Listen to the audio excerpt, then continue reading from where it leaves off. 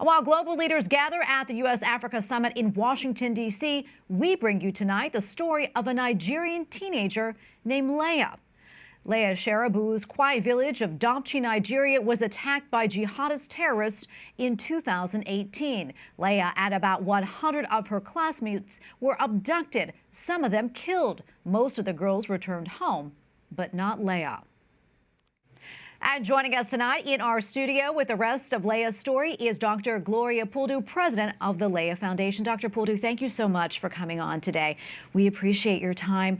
For those who aren't familiar with her story, tell us a little bit more about Leah and what happened to her and her classmates.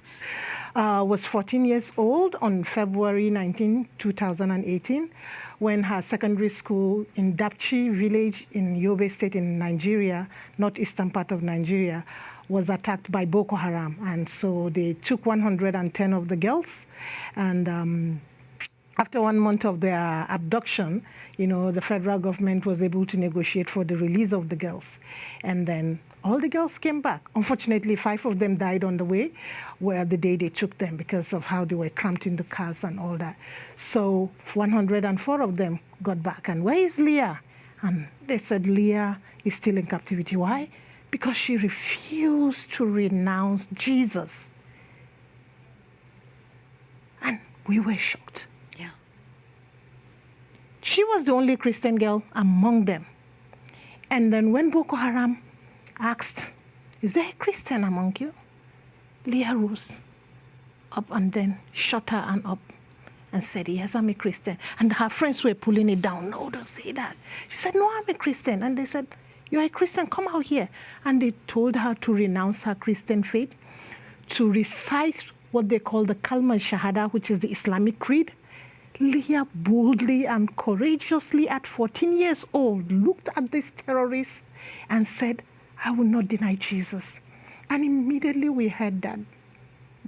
Yeah, we were heartbroken, but we were joyous that a young girl can face these people and speak. Meanwhile, the whole of that area, schools have been attacked. We know of the Chibok girls that were taken in 2014. Over 100 of them are still there, 8 years down the lane. Leah is almost 5 years now, still there. She knew of that, but then she was bold enough to say yes. So what is her situation right now? What are the updates? What do you know? How's her condition?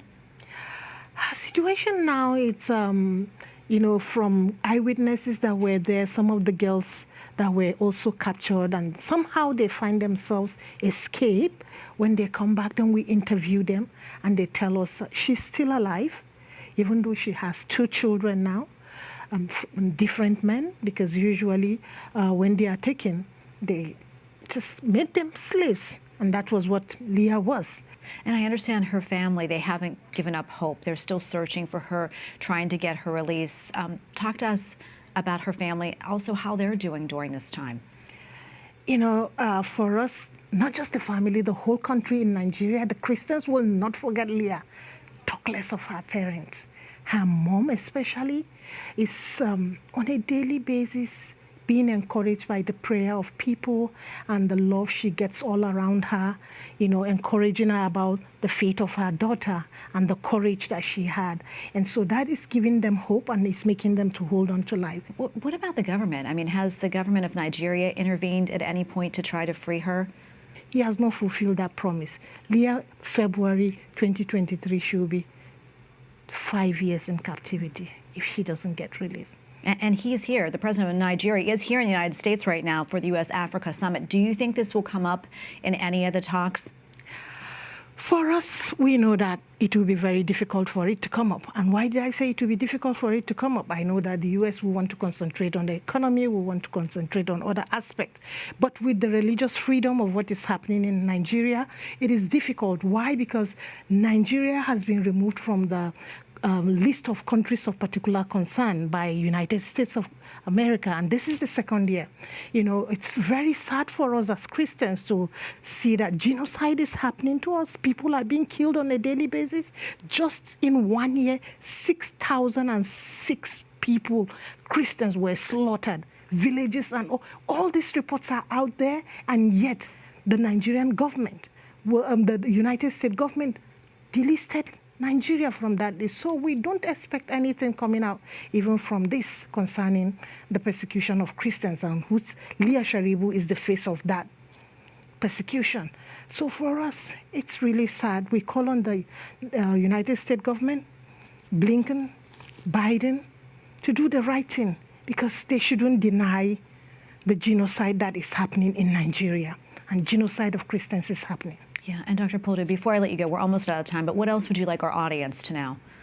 Yeah, I will want to ask that everybody continue to pray for us. Speak out to your representatives. You have new Congress coming on. We had tried the past 4 years meeting the others so that we can, and they were able to place Nigeria, but it has been removed. Please speak to your congressmen and your senators. Let them place back Nigeria and hold Nigeria accountable. And also ask them, the aids that you are giving to them, where is the money going? Is it sponsoring terrorism or what? Dr. Puldu, thank you so much for coming on and speaking to us about all this. Very important. We appreciate it, and God bless you. Thank you so much. I really appreciate it. God bless you too.